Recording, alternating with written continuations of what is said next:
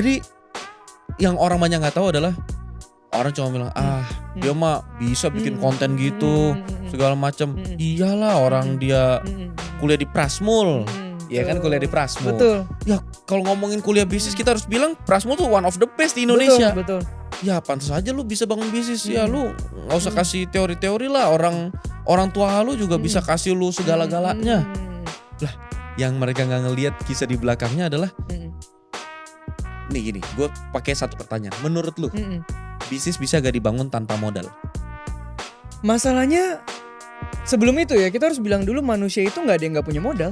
Nah itu modal itu kan gak cuma duit. Iya, waktu, kenalan, specific skill, knowledge, culture yang orang tua dari dulu tanamkan, tante yang jago masak itu kan semua modal.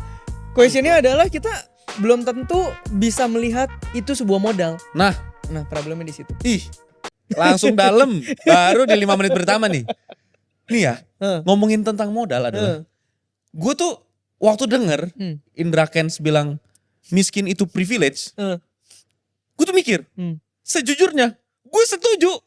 Iya bener. Karena menurut gue miskin itu privilege dalam artian apa? Miskin itu ngasih kita kesempatan buat dapat struggling yang gak pernah didapetin sama orang kaya. Iya bener. Waktu gue ngerasain turun berat badan kayak 5-7 kilo gara-gara benar-benar kagak ada duit buat beli makan. Jadi makan sehari sekali gue. Itu padahal waktu cuma 2 minggu loh. 2 minggu pas corona. Itu semua job cancel. Ya sebelumnya lagi gue juga pernah ngalamin banyak hal berat gitu ya. Cuman di situ gue ngerasa buat gue ya miskin itu privilege. Maksudnya adalah keadaan susah itu harus kita ngomong itu pun satu hal bagus yang dikasih sama pencipta gitu ya. Miskin itu privilege kalau lu udah bisa terima bahwa kondisi lu miskin dengan hati yang tenang. Kalau lu masih ada ekspektasi kenapa gue begini, kenapa gue begitu, lu gak bakal bisa lihat itu privilege sih. Aduh, nih kalau kita lanjutin terus nih ya, ini kagak jadi sharing nih, nggak jadi founders theory nih. Ini jadi nih, tapi poin gue gini.